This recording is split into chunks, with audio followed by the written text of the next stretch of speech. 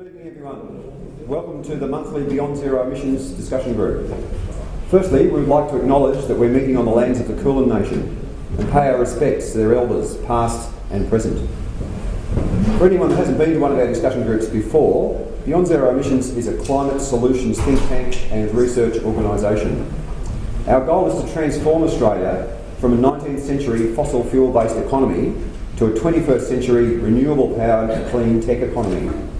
Our projects include Zero Carbon Australia research, Repower Australia talks, Zero Carbon communities, media work, education programs and much more. We're always looking for more volunteers, so come and talk to us afterwards if you'd like to get involved.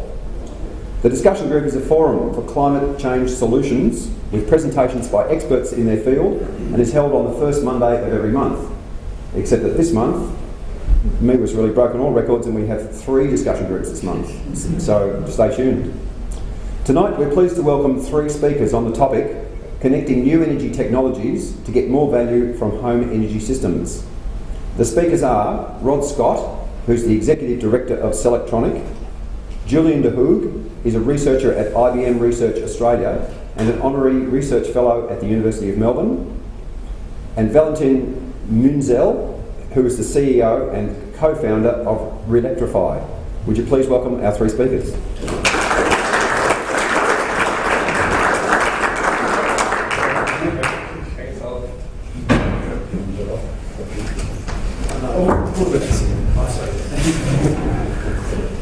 Okay, great.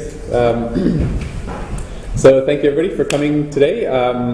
Certainly Val and I have been to a number of Beyond Zero Emissions events before when we were both working here at the university, and I spoke on our work on electric vehicles I think a couple of years ago. It's always an awesome community and great discussion and great feedback, and so thank you for having us again today, and thanks everybody for coming. And we're going to give this presentation, but at the end we're really looking forward to hearing what you think, and we welcome feedback both here and over a beer in the pub afterwards. So we're really looking forward to that discussion at the end.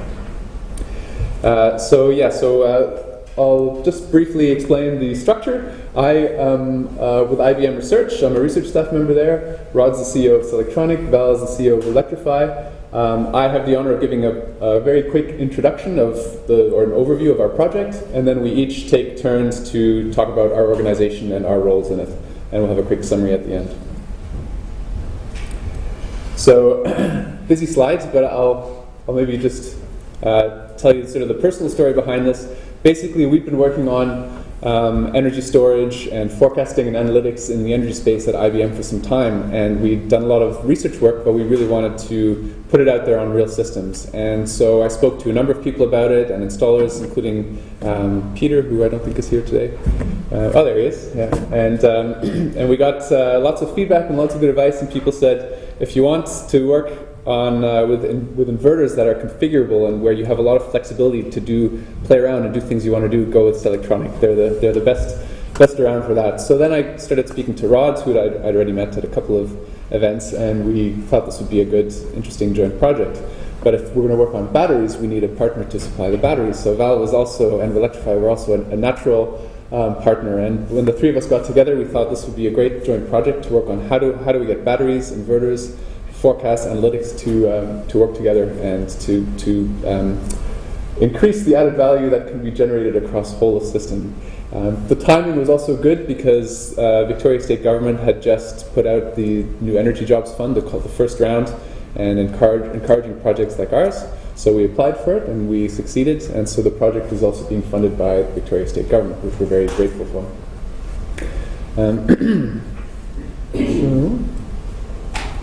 So I think many of you will know of these things that are happening in the energy space and of all the different value propositions that are there. But just to explain why there is so much value in getting different components to coordinate and speak to each other in ways that are better than what they're doing right now, there's just sort of a very concrete example of why there's value in this.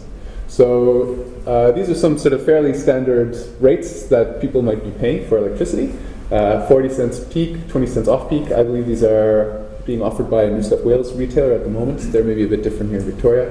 But you'd have a fairly high peak, a much lower off peak, and chances are you're getting a lot less for exporting to the grid than you are than you are paying to import from the grid. So if this is your electricity tariff that you're paying, and if this is the feed-in tariff that you're paying, and say you have a solar PV system on your roof which is producing about like this yellow curve, and you're having demand during the day that is about like this red curve, an individual house will of course be much more spiky up and down, but this is, for the purposes of an example, a very sort of averaged home energy profile, I guess. If that's your home situation, then the best way to run a battery, if you install one, is according to this green curve. So the most value you get from a battery is to self-consume your solar. So every kilowatt hour of solar energy that you produce, you want to use to offset your own peak demand. But that's not the only benefit you get. You also get benefit from charging overnight when the price is low and discharging during the day when the price is higher, which is a different kind of benefit. And in this particular scenario, solar self-consumption, every kilowatt hour is worth 29 cents, and peak off-peak arbitrage, every kilowatt hour is worth 20 cents. You can do them both, but they're somewhat competing. So in the morning, when the sun starts shining, you want your batteries to be empty so you can use those batteries for as much of that solar self-consumption as possible. So on a very sunny day, you want your batteries empty in the morning. But if you have a very cloudy day and you're not going to have any excess solar, then in the morning you want your battery to be full, because that way you've charged from cheap electricity overnight. So sunny day empty in the morning, cloudy day full in the morning. And the only way you get the most possible value from that battery is if you do forecasting. And if every day in advance you make that prediction of how much solar will I have, how much demand will I have, and what's the best possible way to run this battery. So we did a study, IBM together with the University of Melbourne last year, when you take this kind of ongoing optimization into account, and if you also look at what charging and discharging the battery does to the degradation of the battery. It's a fairly strong claim, but in this study we believe that you can actually double the lifetime of these systems, and certainly, depending how you run them, you can significantly reduce the payback time, just by doing things a little more intelligently than we're doing right now. So that's one of the things we're exploring in this project. Most products today, I believe, in fact, I don't know of any that do sort of rolling optimization and forecasting as you go. And that's something that we want to do. We want to see how can you get the batteries and the inverter and these cloud-based forecasts and analytics to talk to each other. So Selectronic are providing the inverters, the testing sites, and adapting their products as needed to make this happen and providing the data. But we at IBM receive this data, we store it and use it, we conduct some machine learning on it for our forecasts, and then we provide generation demand forecasts and optimal charging schedules. And then Relectrify are also providing the batteries, adapting their firmware and comms as needed to enable all this. I hope I've explained it properly. I guess you'll have plenty of opportunities to correct me as well in your part of the talk. Another important part of this is just like any time that you have new technologies coming in, this happened with electric vehicles as well. Standards are both really frustrating but really important, and ideally you want to get most people to start to comply to the same standards, because then different types of systems and different products can talk to each other. So one of the things that we're hoping to do as part of this project, or planning to do, is to explore the standards. Standards are very, very boring to read about. So if you ever need something to help you fall asleep at night, then read some of these standards. But they are important, and certainly one that we're looking at right now is SunSpec, because, for example, Horizon Power out west actually have that as a requirement for new for new storage systems being installed there. So ideally, we want to get to a point where we're all delivering these solutions according to industry standards. Without further ado, that's the introduction, and now I'll pass it on to Rod to talk about Selectronic.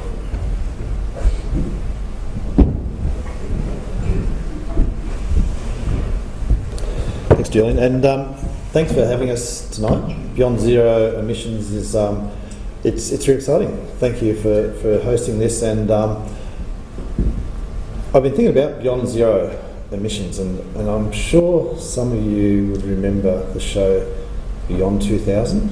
Remember that one that had that innovation technology, talking about what's going to be happening past the year 2000. Of course, that was back in the 90s and 80s, and I loved watching that show myself. Now I'm showing my age, yes, but it's sort of, when you look beyond and when you're looking forward, it's an exciting thing, and that's And I guess it takes organisations and it takes vision for people to do that sort of looking to make change. And a lot of things that we were looking back at in that show, we take for granted today.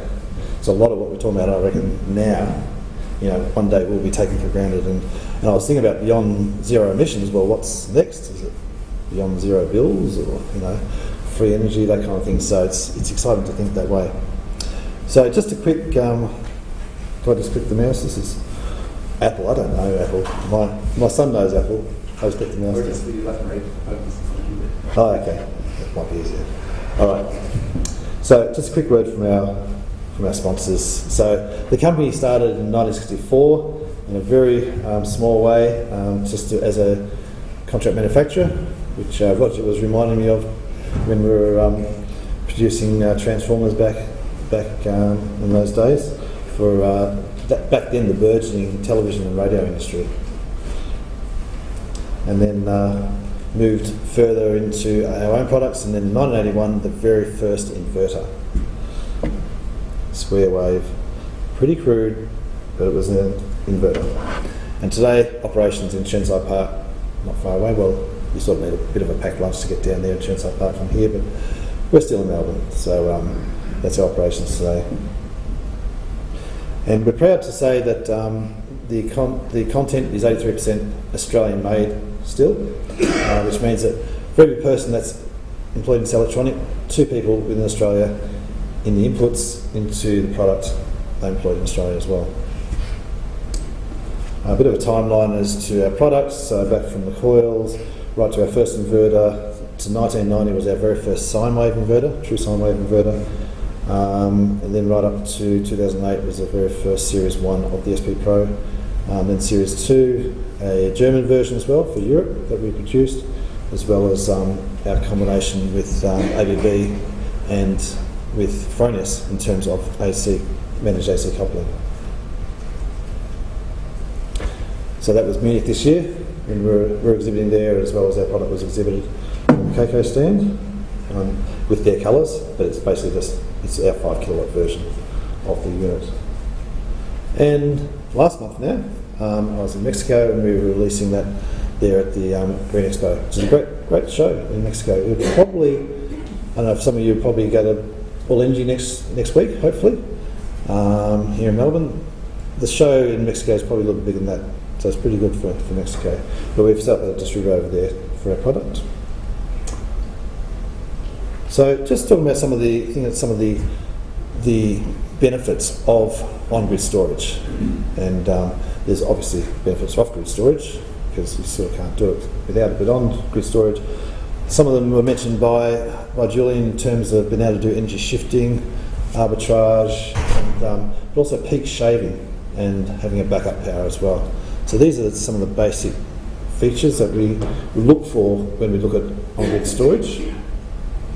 The battery characteristics have quite a large bearing on what the effectiveness or even the payback of that on-grid storage system will be. And every battery has different characteristics. People often say, "What's the best battery?" And if you asked Val, he'll probably say, "Well, it's Relectrify, of course." But really, the question is not what's the best battery, but rather what is the best of breed battery for the application that you're trying to achieve. And because the actual continuous charging currents, discharging currents, what depth of charge you can get from the batteries, what design life, number of cycles, the efficiency, these are all affect the outcome and what application they are best suited for. And ultimately, if you do choose the wrong energy storage system, you're going to have to either have it so it's too big for the application, or it's going to be upsized, or else it's going to be undersized and it's not going to work properly. So a little bit about the technology that the SP Pro is based on.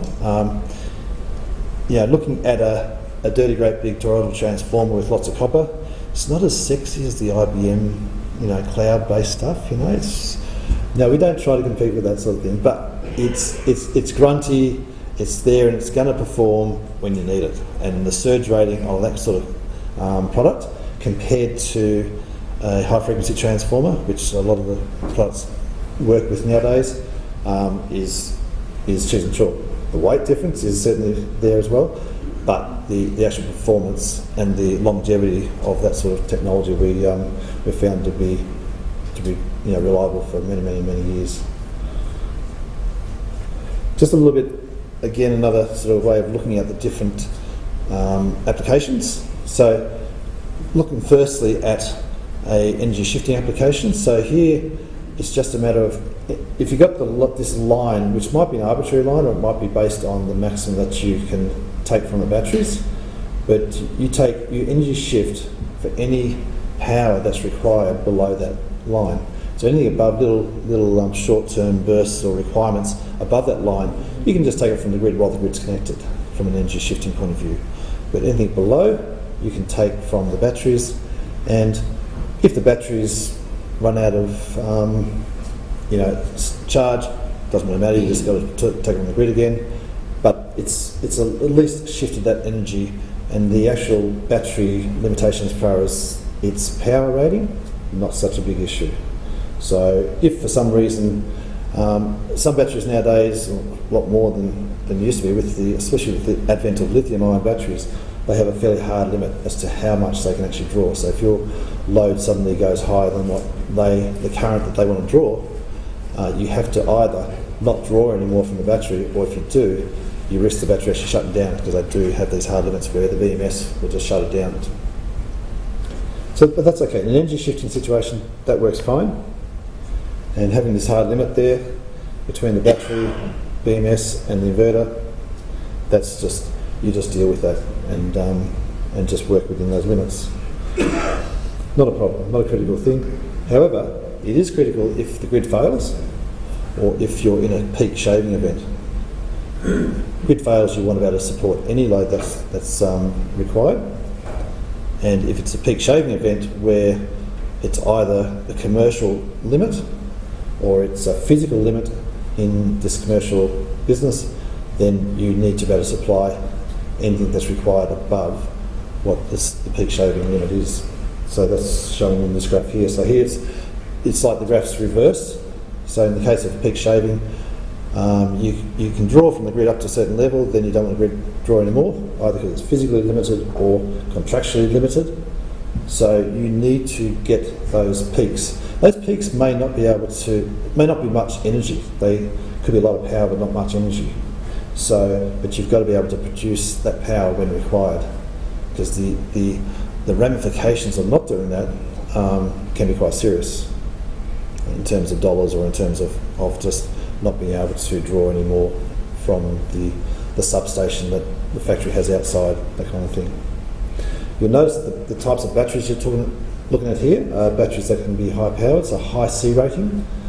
The energy is not such a big issue, but high C rating, both in terms of discharge but also charge. So when the load drops below that critical line or that limit, then you want to get that energy back into those batteries as quick as possible. So the charge rate is really important, and charge rate is one of the biggest limitations of a lithium battery. And of course, if you're in a blackout situation or it's an off-grid application, then you've got to support the whole of the load from the batteries. So, and the option is that you start to lose, the lights go off or the loads just don't work.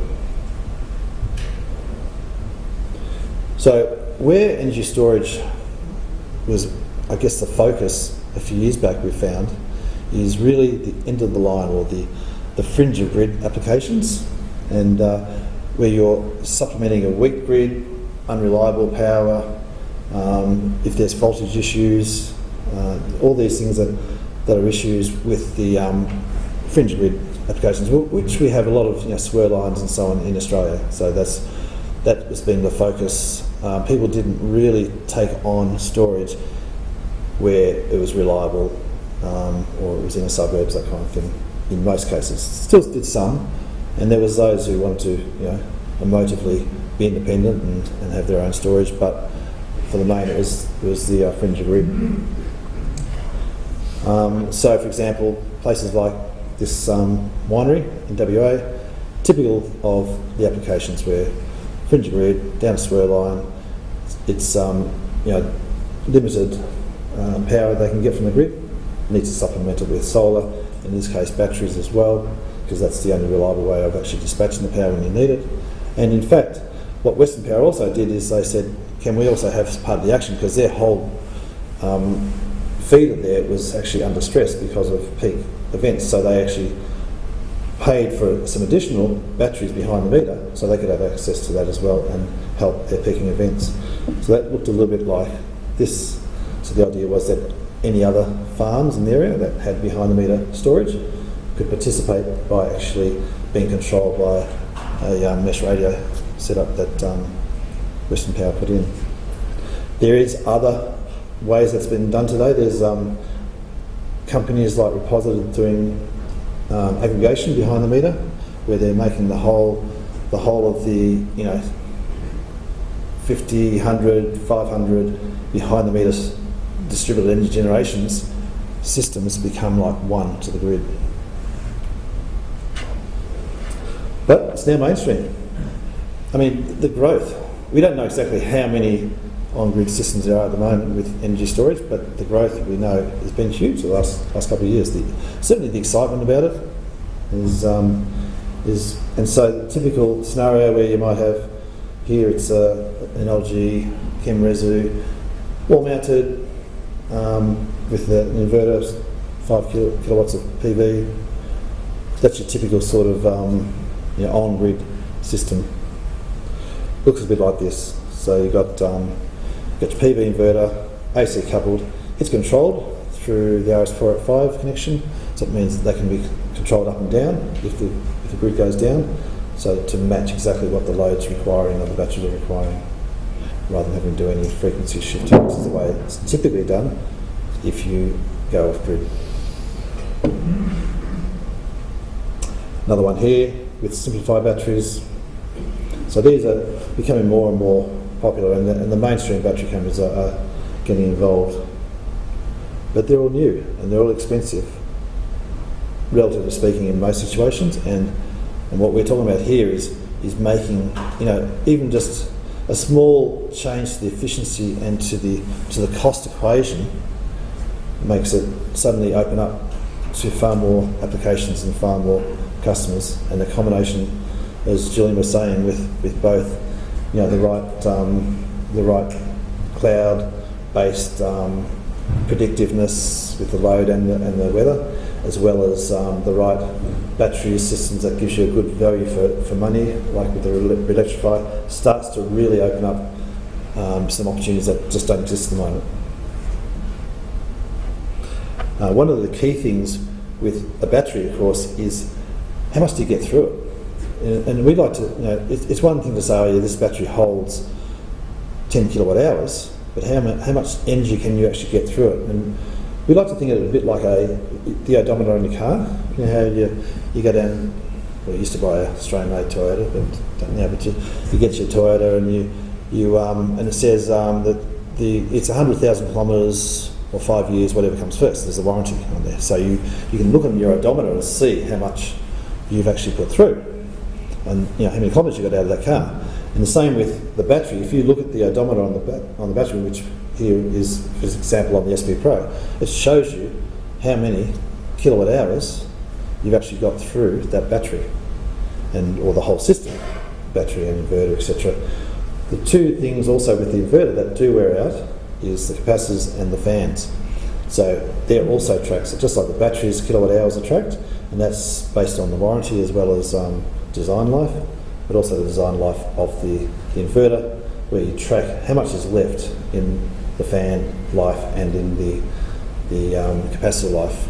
And that's actually tracked also quite accurately, because it depends on, again, the amount of energy that's flowing through, the temperature at the time, all those kind of things are tracked to calculate the life that's left. And from a design life point of view, the inverters are designed to actually run 100% at their full continuous rating for 24/7, 365 days for 10 years. Some of the batteries that we've typically have been used with and still do, lead-acid batteries, many of them, advanced lead-acid batteries as well. And now, of course, there's more compatible batteries, and we're working on the Relectrify combination as well, and we're excited about that. So ones like the LG Chem rack batteries rack as well that we've worked with. We have our Stellar calculator. That's free to anyone, goes on the website. Helps you actually calculate the size of the batteries and the size of the inverter that you need for a particular application based on PV and loads and that kind of thing. And, here's a little sexy part for us. The monitoring is coming. So next month, I'm pretty sure it will, is our monitoring app. So on your phone or on your tablet, etc. So we're pretty excited about that. And lastly, looking at the things that are happening, for example, AusNet services are put this trial in 12 months ago in at Murdoch. It's an embedded mini or microgrid. So on this feeder in Murdoch, they've said, okay, the houses there have got solar, they've got storage, and that microgrid, if the grid goes down, can be completely independent, keep running. They can share their generated solar, and they can keep just going on until the power goes back on. The other thing too is the grid itself. The grid's still connected, but the grid might be having a peaking event. So the microgrids are able to, in fact, give upstream support to the grid as well. So this is what we see as a really interesting way of applying this storage to a great application. So where there's parts of the grid where it's might be under a bit of stress or it might be unreliable. So I know with AusNet, they have to get out in a certain time to restore the grid. When the fire season comes around, it's a nightmare for them. And to be able to say, hey, there's batteries running here, and we'll just focus on the places that don't have batteries to get the grid up and running, rather than stretching their resources so wide. So that's a really good point for them. Now, over the weekend, there was on the Prime TV news about the Yakandanda, this total renewable Yakandanda. Have you heard about that? Yep. So that was on the Prime News. They're now rolling out. So that's about 14 houses that Ausgrid's kicking off there, but they're ultimately, again, that's a microgrid. It's going to be ultimately the whole town, and that whole town can then become independent as well, even though they're still saying they'll have a connection to the grid, but it'll be a much finer, smaller pipe to that grid to have Yak. So that's a pretty exciting thing too, that Yakandanda's looking forward, and some people have got together there and pushing that sort of project, and that's a great opportunity for probably a lot of Victorian towns where they grow, because we hope our Victorian towns will grow, but the support from the grid doesn't keep up. Stop this gold plating and just start building batteries and systems that are not necessarily big batteries. We've got anything wrong with, we don't have anything against big batteries, but use what you've got already behind the meter and get that to work most effectively. That's it from me, and now hand over to Val. Thank you.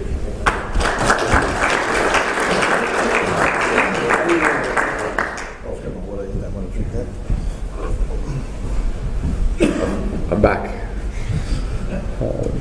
All right, so now I get to tell you a bit about what IBM's doing, the IBM side of this project.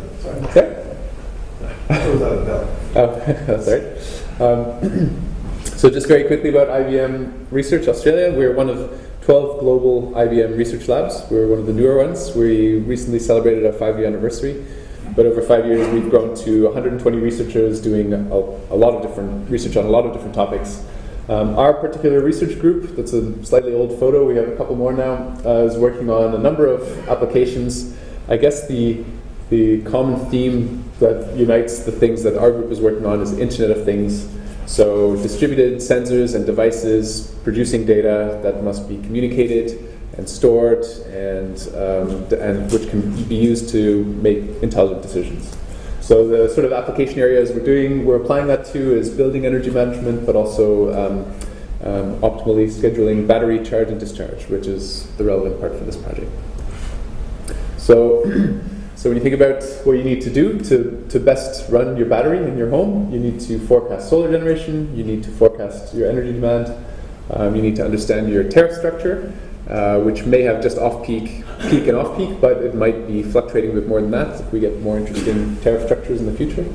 And you need to incorporate those three things into a smart way to plan on when your battery should be full, when it should be empty, when you should charge fast, slow, and so on. And we want to deliver this in an API-based way, so that you call the API and you send your data to the cloud, and it does the calculations for you, and it provides you the optimal schedule. I just wanted one quick slide. We're working at a range of levels, but this is part of a much broader set of IoT capabilities we're building. And so it's not necessarily so much about the hardware, even though you're seeing some hardware there. It's all about finding ways to communicate this data and store it in a useful way and provide some analytics and visualization that helps you better understand it. So I don't know if you've heard of the Watson IoT platform, which IBM has recently launched, but it's an incredible set of an ecosystem of tools and various things you can very easily plug together to do all kinds of interesting things. So speaking about forecasting, forecasting is a very different problem depending on what you're forecasting and over what time scale you're forecasting. So if you want to forecast how much your solar panels will generate over a year, you'd probably be using very, very different methods than if you want to forecast how much they'll be generating over the next 24 hours. So if you do it over a year, you're probably starting to look at more statistical things, historical trends, total generation over long time scales. But if you're looking only at 24 hours, then a lot of those statistical methods may not be relevant. So, for example, if I want to figure out how much my panels are generating tomorrow, would I say, well, today was sunny, so tomorrow will be sunny? No. Would I say, last Tuesday was sunny, so this Tuesday will be sunny? No. But in some cases, certain trends do repeat themselves. So, for example, does that tree cause a shadow to go over my panels at noon every day? Yes, it did it yesterday, so it'll probably do it again tomorrow. So what we're looking at is the short term, the sort of 24-hour, possibly 12, 24, 48-hour horizon. And even though, so NWP is numerical weather prediction, basically meteorological approaches. But basically we're doing what we're trying to get the best of meteorological models, trying to predict weather, while also looking at some of the trends that are actually relevant and predictable for solar generation. So IBM is actually a weather company. Many people don't know this, but IBM bought the weather company, or much of it, about a year and a half ago, and that's a huge weather forecasting organization.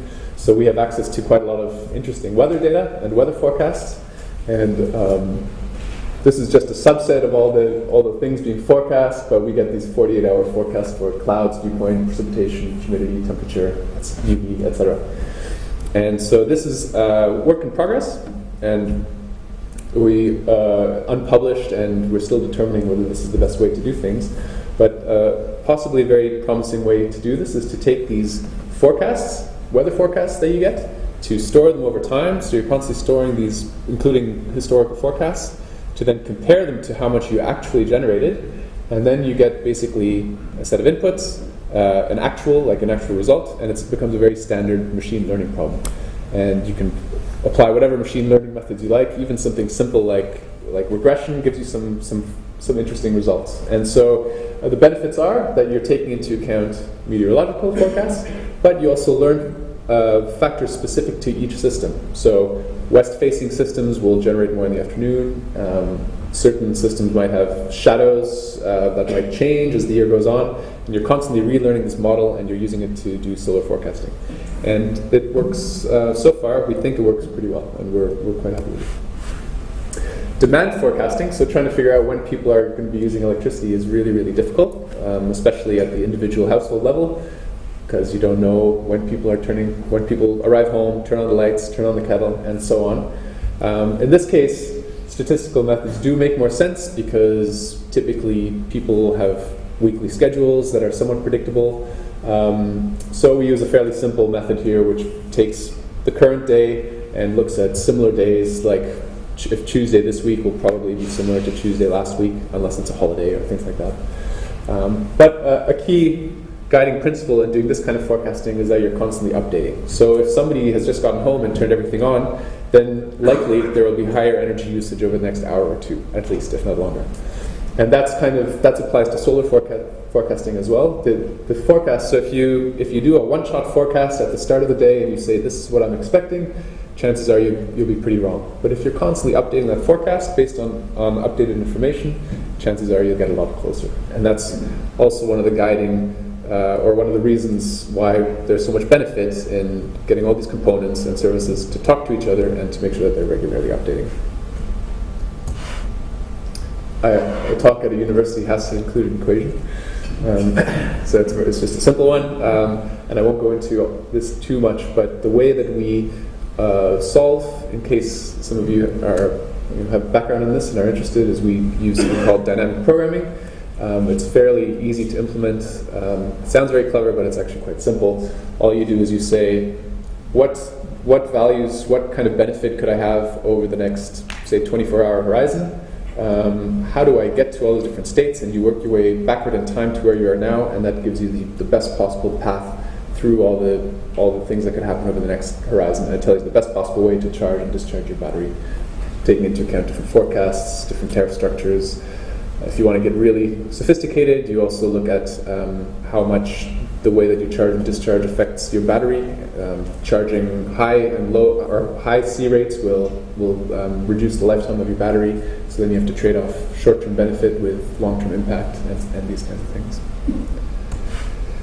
That is pretty much it. And the only other thing I wanted to say, coming back to the slide, is certainly for now, we think a really good way to do this is to generate these forecasts and even the machine learned models, and to do it all in the cloud and all online. So it becomes purely API based, so that if we have one house here installing Selectronic and Relectrify products, they can call our APIs, and if there's another one there, it all happens automatically. They start pushing their data to the cloud.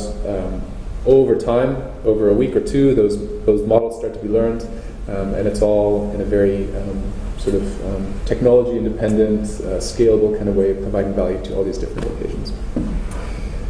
I think that does it for me, and I'll pass on to Val.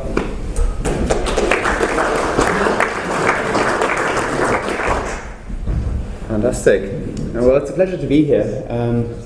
I still remember, so back in 2012, I was doing my PhD here at Melbourne Uni, and was also involved in vis-a-vis in the electric vehicle part.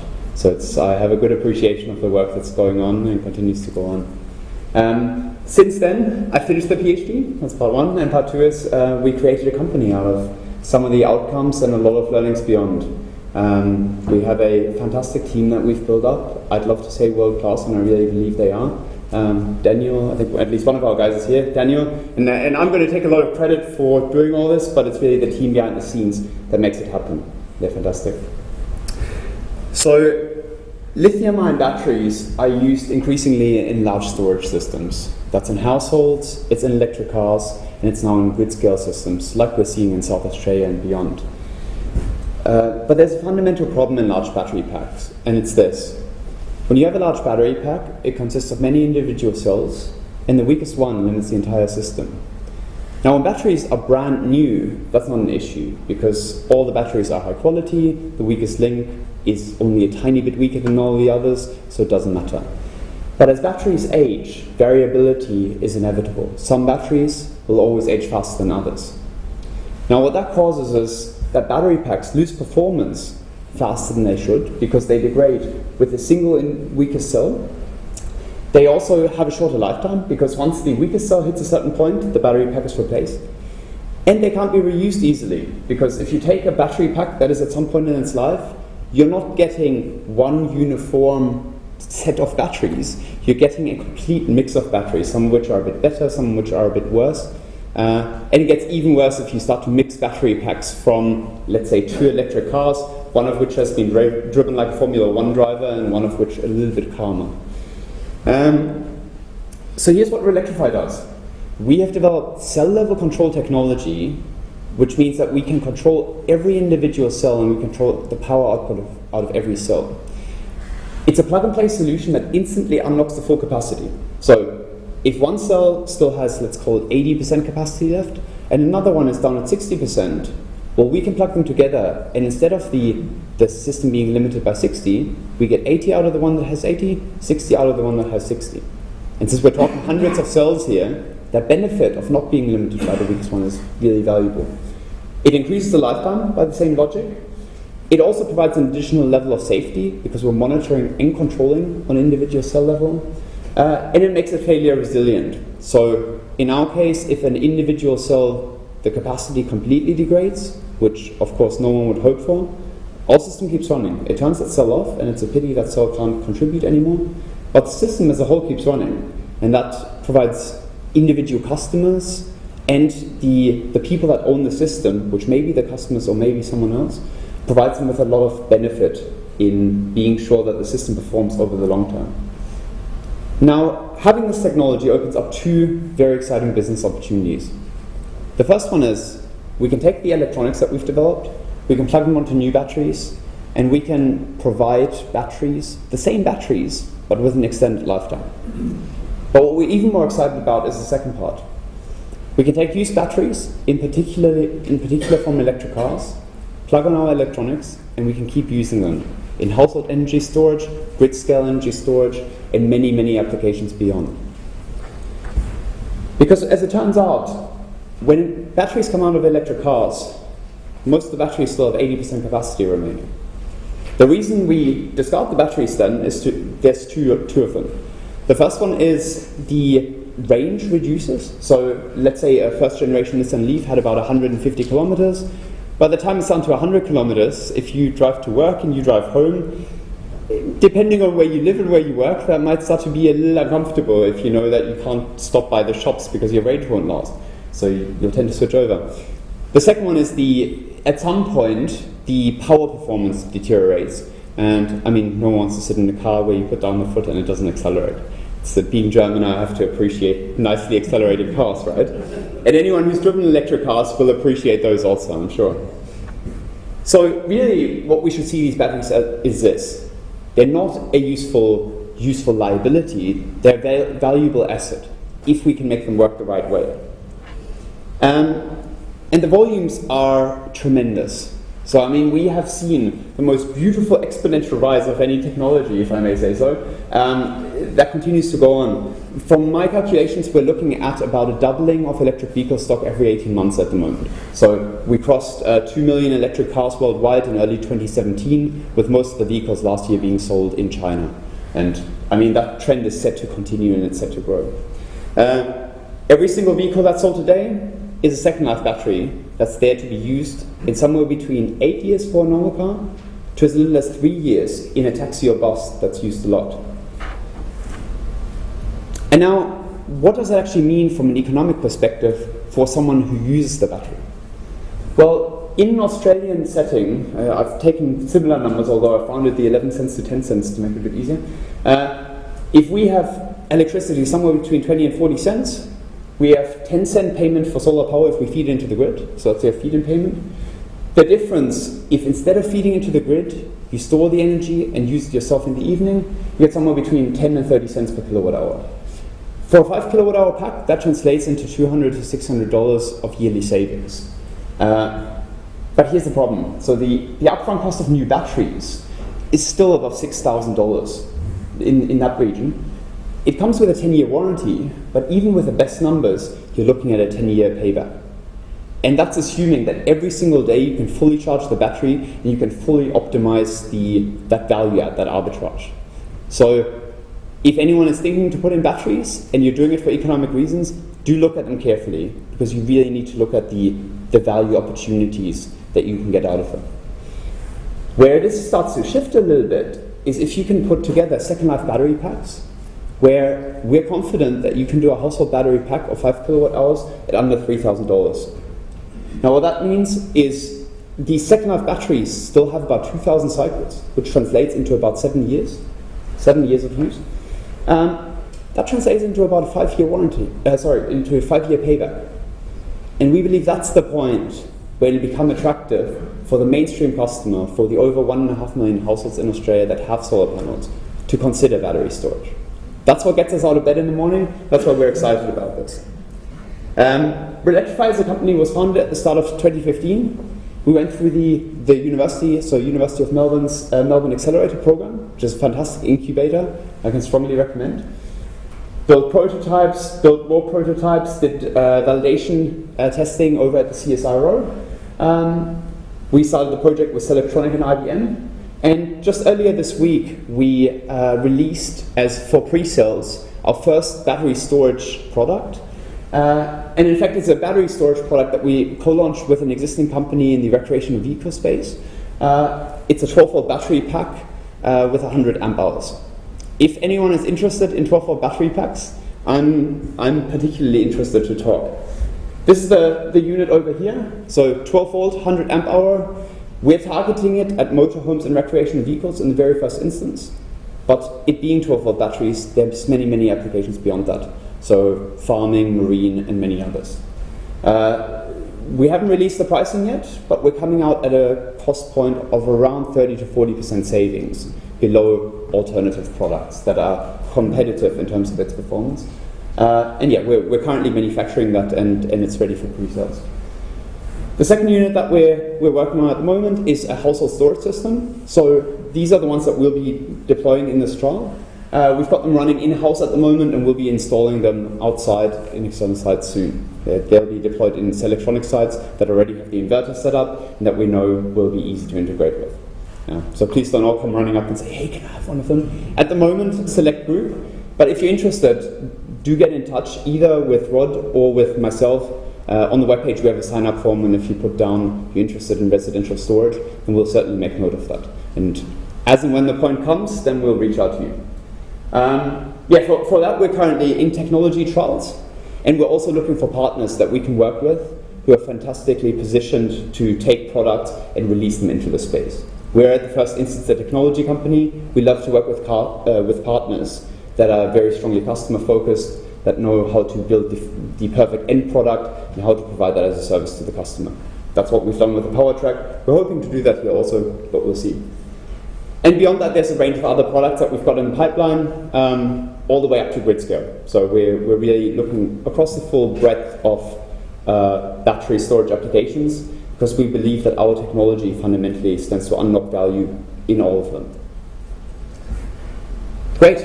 I'll pass back to Julian, Rod, and the screen.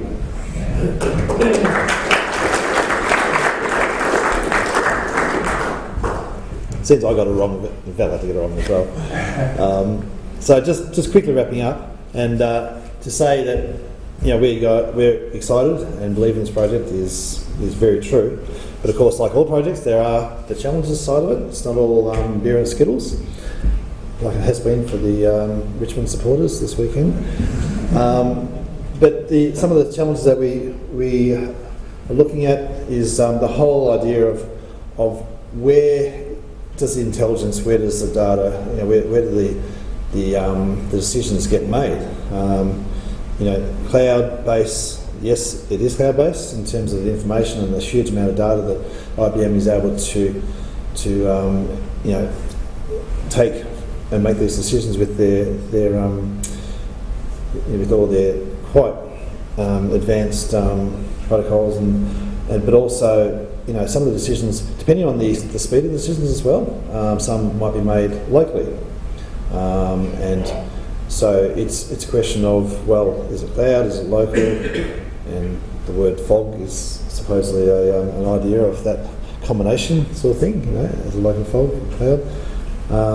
The whole decisions as well as to where they're made. I mean, batteries and inverters and so on have to work with certain parameters, I guess. And so there's different, sometimes potentially opposing data and decisions that have to be made. But you've got to work within those limitations, but you need to try and make it as flexible as possible so that whatever the best outcome is can be responded to by the hardware and the software, and that's where you really it's the combination, it's the integration of these products that are the key to make it successful. Communications and the robustness of that is key. You know, we all love the new technology, but technology sometimes can let us down. And so if there's an issue with communications, what does it mean? Some of these, you know, communications can vary as to what the availability of or the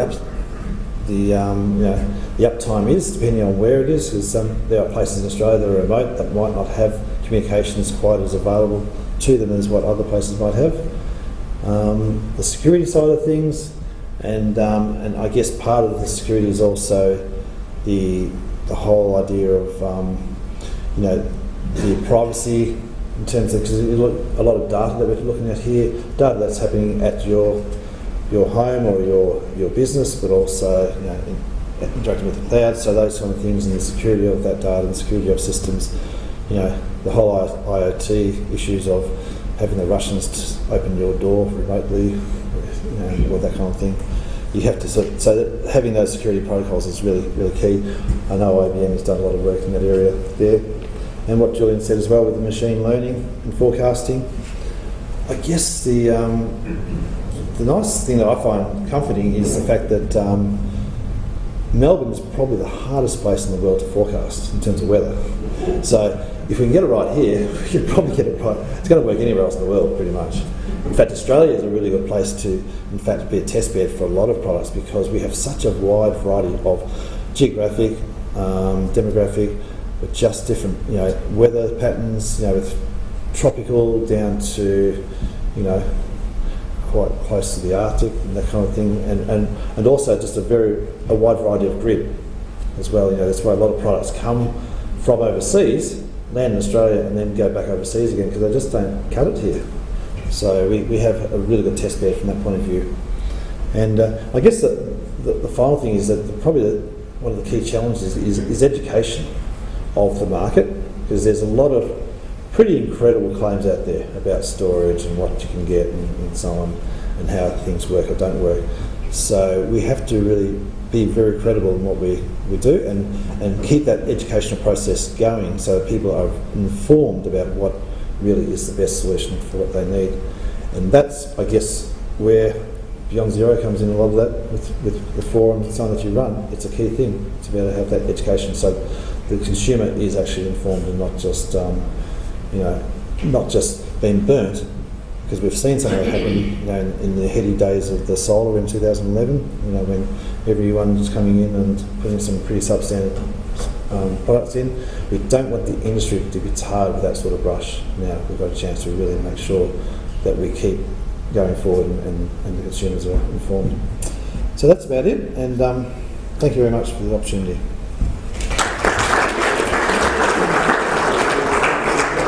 We just open up for any questions that you want to ask, and any hard ones I'll pass to these guys.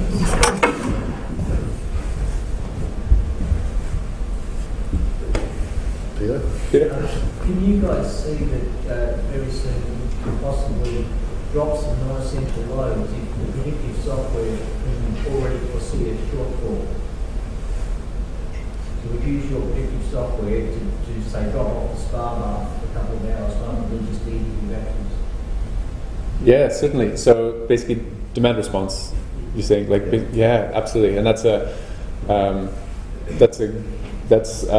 arguably the cheapest form of energy storage. So yes, that's certainly something that can and should be done, and the sort of solution we are using, this dynamic programming approach, if your forecasting is good enough to anticipate these peak events, you use exactly the same way to solve that problem too. Yeah. It sounds like you're running a research program here. You've got any idea of the time frame for this research program and when it might become commercially available? Well, so the project is scheduled to run from 2017 to 2019. Okay. Commercial availability, I mean, each party is doing independent things on certain commercial endeavors. This as an entire unit, let's see, I mean, this is in the initial phase a trial that's to prove out how much value can be unlocked. Assuming it's successful, assuming there's interest in it, I think it would be in the benefit of all parties involved to move towards bringing out a product. I think we're even committed to having a a next generation version of each of our products ready by the end of it. Okay. Yep. The Tesla battery in South Australia, is that going to perform like the worst one of its sub-batteries? Or could it benefit from the electronics you've been talking about? So fundamentally, yes. The reason that on new batteries people don't typically bother is because they say, well, at least for the initial few years, the individual batteries are close enough that we don't have to worry too much about this drop-off. Because we're starting on second life, it's something that we immediately focus on, and then the same technology then allows you to also do it with new batteries, and effectively take the first and second life and just have it within the same product without any change required. Aren't they running a risk? One of the subsystems is going to be flawed, and it'll fall over pretty fast. Look, they have their own quality control. I'm sure that they look at it carefully and realistically. If anyone's put a lot of storage out there, Tesla's one of them, LG is one of the other ones. There's a couple of big companies out there that are putting systems out. I'm fairly sure they're quite careful on their statistics and what makes sense. Yeah. Could you put your control system into the cars in the first place and get the batteries to latch on with the car? In theory, yes. In practice, we're doing electronics control, so there's a benefit in starting on low power. Let's see how far we scale it up. I think it's the lowest hanging fruit are to do it for battery systems that are lower performance. I mean, cars have a very, very peaky output with, in some points, very, very high power levels that come through. If you put your Tesla into what's called ludicrous mode and you put down your foot, that's a lot of power that flows through. So we're starting with the lowest hanging fruit. Let's see what comes thereafter. In theory, there's no reason why you couldn't. When you're talking about using second-hand batteries and applying your electronics to it, if your second-hand batteries come to the end of their life and you get another set of similar second-hand batteries, do you keep the electronics, or does it disappear with it in terms of the costing? So if you keep the electronics, what happens to the costing with the second and third replacement? You certainly could. I mean, if we're in a household, as I said, we're second life batteries, we're looking at about 2,000 cycles. So in a house, that translates into 7 or so years. What that then means is after 7 years, well, let's see the batteries that come out in 7 years. I mean, effectively, you're going through battery generations. We'll see. Fundamentally, it's possible, and it's something that we've got our eye on. Easy replaceability, easy maintainability from a physical perspective. Whether it makes economic sense, we'll see. So. Yep. Yeah, the control system you've got is optimising, particularly on a minute-to-minute and day-to-day basis. Would you also foresee providing feedback to the homeowner or business owner in the longer term? You need to, the 3 kilowatt PV system you've got is less than what would be optimal. You should add another couple of kilowatts, or you need to go and see Val and get another battery, or actually you've got more than sufficient and maybe you need to talk to people next door. Is there any longer term planning element to the model? These are all great ideas. I think that would be a really nice extension. At this stage, we're really focusing on. I think there are going to be really interesting challenges on in real time, constantly updating and making sure you don't have communication dropouts and issues. And do you need a local feedback loop that when you lose your communication is doing its own thing? But certainly we're going to be getting a lot of data and a lot of insights over the course of this project that will be really valuable for those kind of insights. And I think that's probably a question for you and your interface that you're developing as well. Yeah. So, for example, if you're fairly consistently exploiting to the grid, and that's what you're trying to avoid because you want self-consumption, then you'll see those stats, and then you might say, okay, well maybe we need bigger batteries to be able to do more self-consumption. So there'll be, I guess, naturally data coming out that would give you an indication for that. Whether you want an intelligent version to, come up and plop up on the screen and say, I think you need more batteries, then, or ideally you need a bigger inverter. then that's the data. Sure, you need to replace your lights with LEDs. Go for low-hanging fruit with efficiency. Yeah. Just as an aside on that note, though, some of the research we've done is if you really look carefully, sort of on a minute-to-minute basis, on the demand and generation data, and you do that analysis, what size of battery do I really need? It's usually smaller than people think because there's a lot of coincidence across the day, and it depends household to household. But this is true in residential. It's definitely true in sort of commercial applications that often, when you start to look at the more fine-grained data, you can get away with smaller batteries just because they're constantly charging and discharging throughout the day. And every additional kilowatt hour that you add on starts being incrementally less valuable. Because the first kilowatt hour, I mean, every time that, let's say, there's a cloud that passes over and suddenly a house consumes, well, you're going to be, you can charge it up again. You get sort of a zigzagging. The more you add on, so that last kilowatt hour is that last kilowatt hour that you use once a year. So that's incredibly expensive for very little use. Yeah. For your cell technology, obviously you're looking at lithium batteries. Does that work for other chemistry batteries? It does, yeah. So the fundamental problem is in any battery system that is of higher voltage. And any larger battery system has to be high voltage. So we've done it on nickel metal hydride, but we've chosen to focus on lithium ion because that's where the market's going. I mean, we're seeing a tremendous move over in that direction. Electric cars, plug-in electric cars, they're all going down that route. And household storage and grid-scale storage is dominantly moving in that direction as well. Of course, there are also alternatives out there, and I think for specific use cases, also alternatives are great. But in terms of the bulk of the market, that's what we want to be focusing on. Yeah. And could they be used on lead-acid batteries? They could, though in our experience, the lifetime of lead-acid batteries is not high enough, and the systems aren't big enough for it to be worth it. In short, so we want to put our technology on where it's most valuable and has the most impact, and we see that being in lithium ion. Yeah. Probably the recycling consideration as well, right? With lead acid being fairly recyclable, and lithium ion a little harder. That's right. Yeah. Well, at the moment still, I think lithium ion recycling was still in very early days. It needs to get better than it is today because right now recycling is still in the very early days for lithium ion, but that will also get better. Whether that gets to lead acid levels, I mean, lead acid, we're talking 90% plus, maybe 95% plus. We're incredibly good at recycling it. Lithium ion is a more complex chemistry. There's different lithium ion types that are being used.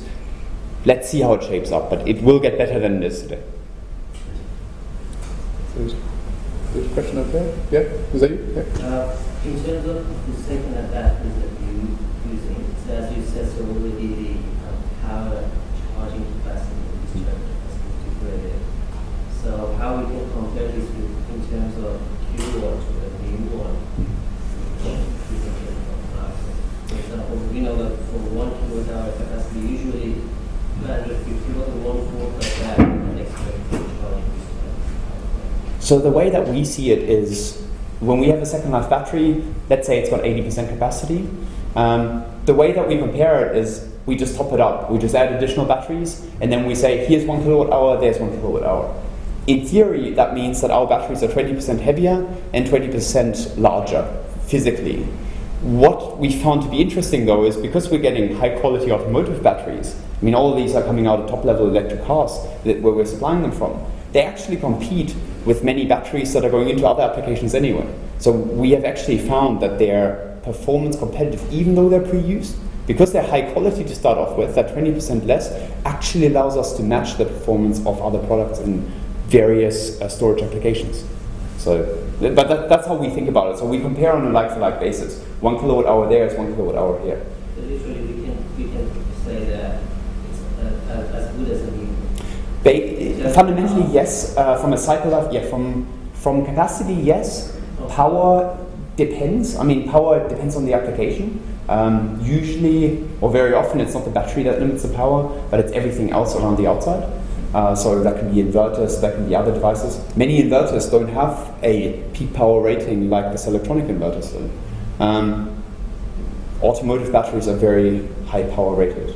So in terms of capacity, the same. In terms of power, the same in most applications, unless you're going at to very high power levels. And then in terms of cycle life, somewhat lower, where we're looking at about 2,000 cycles. But if you take a 2,000 cycle battery and you put it into a motorhome that's used, let's be optimistic, 2 months of the year, you're getting 60 cycles out of it in a year, the battery's going to last longer than the motorhome, even if it's second life. So from my perspective, I think that's a useful product that will probably maximize the lifetime. And you've got your own BMS system implemented inside the battery. Yeah.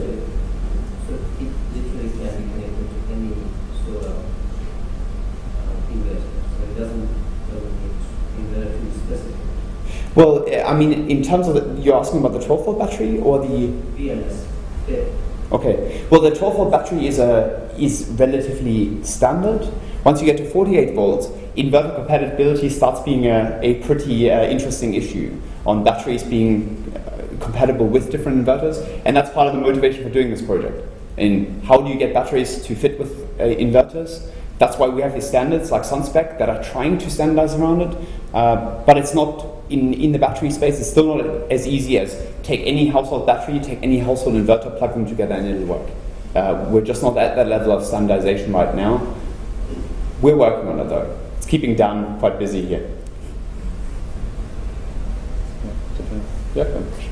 Yeah, in terms of the computer platform, have you looked at actually distributed or blockchain style platforms for computing and communication and even AI deployment for intelligence? So distributed computing platforms or blockchain style platforms? Oh, yeah. So I'll answer on blockchain initially. So for anybody who doesn't know, blockchain is the technology behind Bitcoin, which is basically shared ledgers. So being able to do trusted transactions without a central authority being responsible for it. And it's a big topic in many areas, and including in energy. So IBM's actually got a project with AGL and Marshman Hill Consulting exploring use cases for blockchain in the energy space, trading energy back and forth between houses in the same neighborhood or even houses connected in some other way. Yeah, it's an exciting space, and I'm not directly involved, but I think there could be some really interesting applications, but it's still a bit of an open question of how that would be best run. That was one question. The other question was about the actual platforms, the computing platforms. Blockchain specifically around the computation, and obviously you've got a certain amount of analytics from your AI and machine learning. Yeah. And that would actually tie into obviously how you actually perform the energy in the system. Yeah. So they're kind of connected with the computing system or the distributed computing system and the blockchain system. So yeah. You kind of answered where IBM is at and the rest of that. So yeah. Okay. Well. So you're partnering with AGL at the moment. Well, there's a I'm pretty sure it's publicly announced. I think so. It is now. It is. No, it is announced. No, it is. It's a colleague of mine is working on it, and I'm not up to date. But yeah, that's one that is basically exploring ways to apply blockchain to energy trading, which is I'm super excited to hear what they come up with. I'll declare a bias here. I see the most obvious market for electric vehicles, the current obvious market is the second car, the runaround car. It has plenty of advantages. We get rid of those people driving small trucks who don't have a truck driver's licence off the school run and things like that. But it seems to me, if I look over the horizon like you're doing, there's all of a sudden that electric vehicle now becomes a fully functional battery system in the home as well, and you can manage between that battery and the Tesla wall battery, whichever one red flag you have.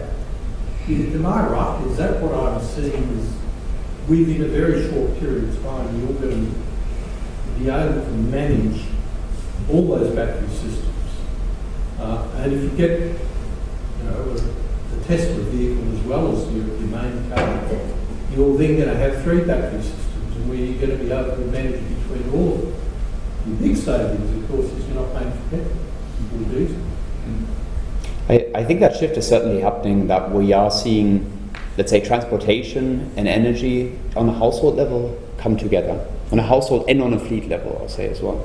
That shift's happening. Some of that is vehicle to grid, so you have individual vehicles connected to it, which fits in with demand response beautifully, and the sort of algorithms that go on here, forecasting when are the vehicles coming in. And I know Julian has done some work on that in the past, some of which we've done together. We're seeing a big shift in that direction. What Relectrify is focused on doing is to make sure that these electric cars have taken off. It's not are taking off, they have taken off. We have more than 2 million cars on roads worldwide. And while in Australia we're still at a cute 4,000, go anywhere overseas, go to Hong Kong, go to California, go to Holland. It's amazing. It's absolutely tremendous. And so from that, we're trying to make sure that when those products come out of the cars, we don't throw them out, and then we build more batteries to stick them into households and applications where we might not need them. We're trying to make sure that we think in terms of full life cycle. What is this product good for? It's good in a vehicle. What happens thereafter? How can we maximize the life? How can we maximize the value? And by maximizing the value at some point in that supply chain, we can distribute the value across the entire chain, from vehicle all the way over to recycling, which needs to happen at some point at the end. But it seems to me that if I'm right in my presumption of where your research is running, you're actually going to extend the life of the battery used in the car. And let's say there's so much development in that battery space. Even a 2-year extension of time, there's a significant cost savings for when you replace batteries over in the car. So just to make sure there's not a misunderstanding, so Val's company takes existing electric vehicle, takes batteries out of cars and repurposes them as stationary battery storage. So you're not using the vehicle battery directly as a battery system in your home. That was something, certainly when we were working on the electric vehicle project, which was what I did here at the university before joining IBM, that was a big topic, and everybody thought my car will also become my home battery. I'm a little bit, I haven't worked that much on electric vehicles in the last couple of years, but the challenges around that were that electric vehicle providers, especially in the early days, the warranties were really important. That you provide this battery will still give you 80% in 10 years' time. But if then people took it home and started cycling it at home up and down overnight or whatever, then suddenly those batteries there's a risk to the vehicle manufacturer that those batteries would be aging much faster and their warranties wouldn't apply anymore. So that was one of the roadblocks that stopped that from happening. But certainly it makes a lot of sense. I don't know if Tesla are planning to do this or some other company working in both EV and home storage space. It certainly makes a lot of sense.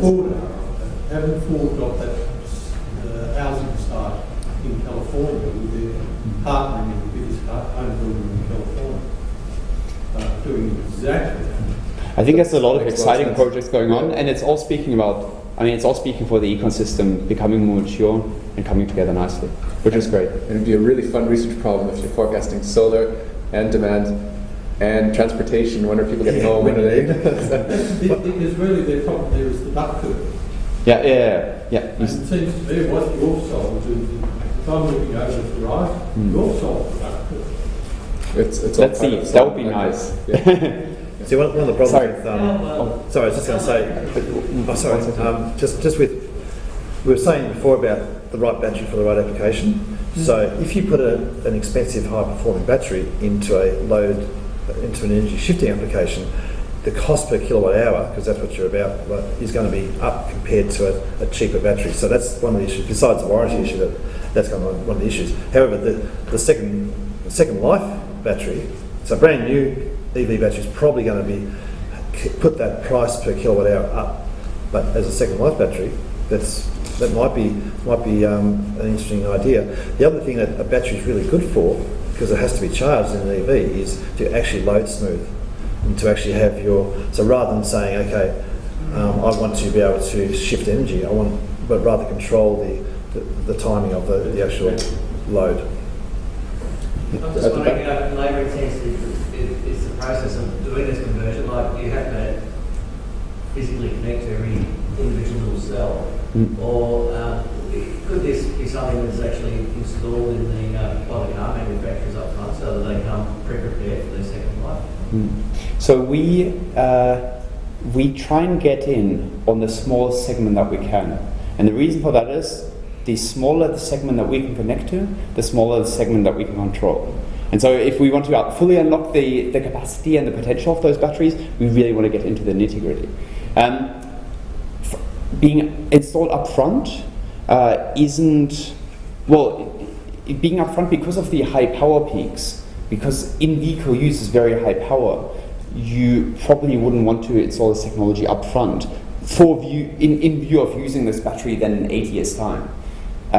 What makes more sense is get the battery back, open it up, and then there's the opportunity of you connect the electronics in, you close the pack back up, and you can then put it in containerized storage units. It's a very, very affordable way to effectively not have to change the casing, not have to disassemble it. You just install our technology into the battery as it exists, and you plug it into grid-scale storage. Yep. Your project is much more focused, or quite focused on optimising the use inside the house of the battery. Are you also looking at the same sort of thing that Reposit are doing, that they're looking at the exports to the grid and aggregation of that part of the export? Because that would seem to be saying you do at the same time, but it obviously change your algorithms and thinking of usage. Well, the algorithm would be pretty similar, and you just plug in a different objective, which then also allows you to take into account fluctuating price. So if you can bid into the wholesale market, which I think Reposit do, that you get, whenever there's a spike in the price, you get small benefits here and there throughout the month or the year. So we're not actually doing that in this project at the moment, but certainly it's another very important and interesting value stream, and possibly it will become more important as time goes on and we'll see what happens with prices. Yep. At what stage is it looking at trying to educate the consumers on when to and how to best use their batteries, and for the forecasting, so rather than looking at the forecasting, doing everything, trying to educate the best, like you said, the best time to charge a vehicle, or, if it's below 50 Ks or over, and really that whole education part of forecasting. So changing their habits of how they... and actually telling them, just like a shop is open from 9 to 5, okay, now there's a percentage of people that want to shop on Sundays and after that, but the majority of people sort of do what they're told as well. It's interesting how one of the interesting things about solar saving people money, people putting solar on, so we, 2 million systems in Australia, is not so much just the fact that they're generating PV, but people are then taking an interest in their solar and their load, and they're actually looking at it. And so just looking at the load and understanding it, which they've never seen before, changes their habits. Yeah.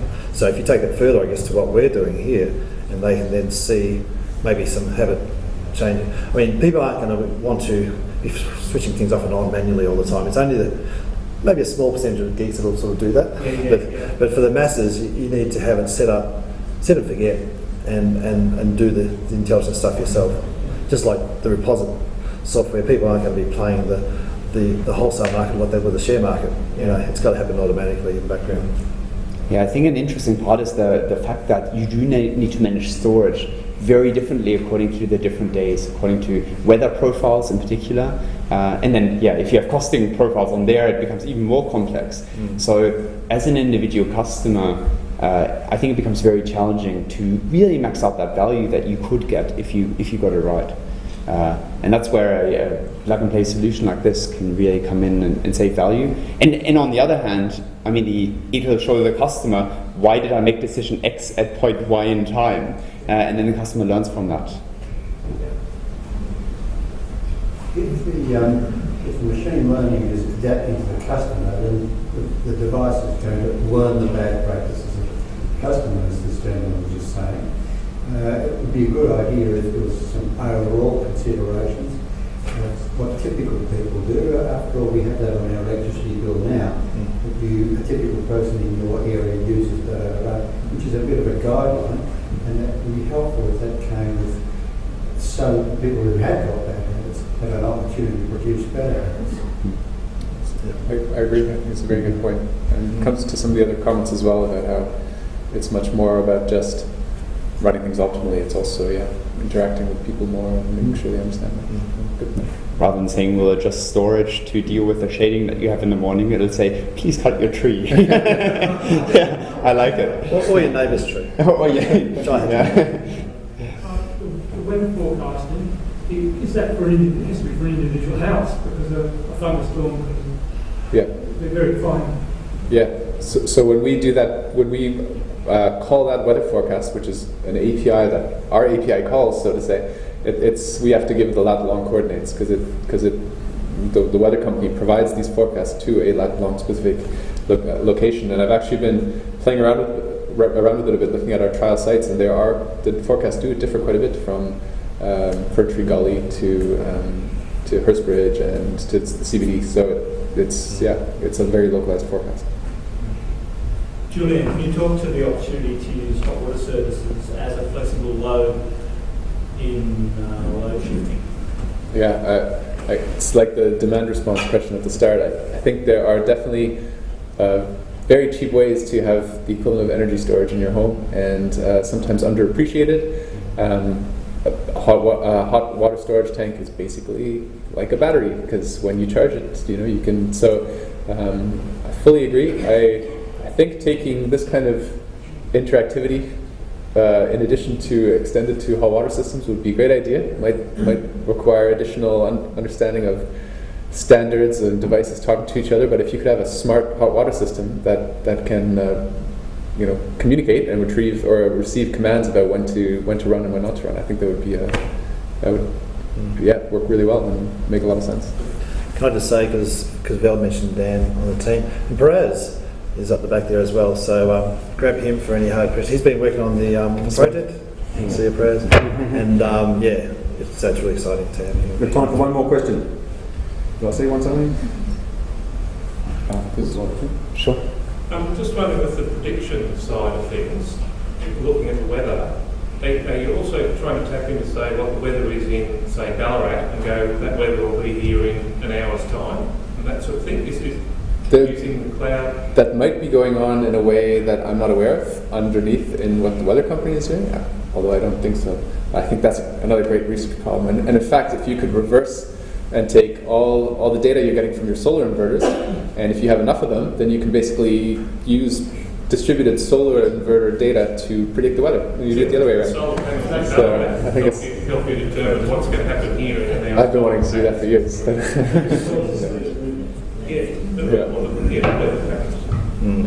Okay, well, would you thank our three speakers, please?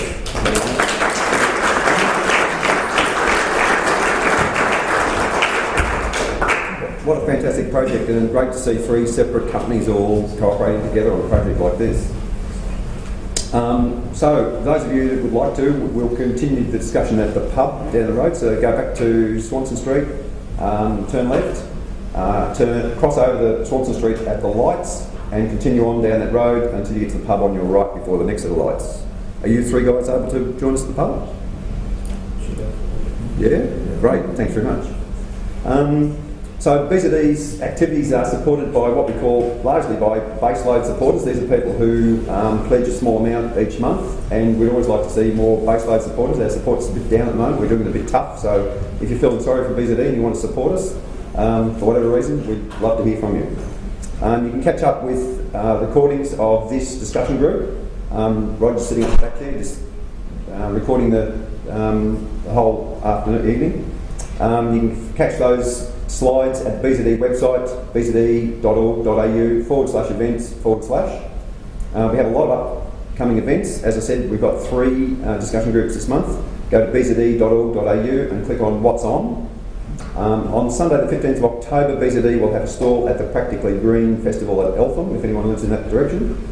And the next BZD discussion group is only 2 weeks away, on the 16th of October, so it's Monday week. The venue is here again, and we'll be here for all those 3 discussion groups this month.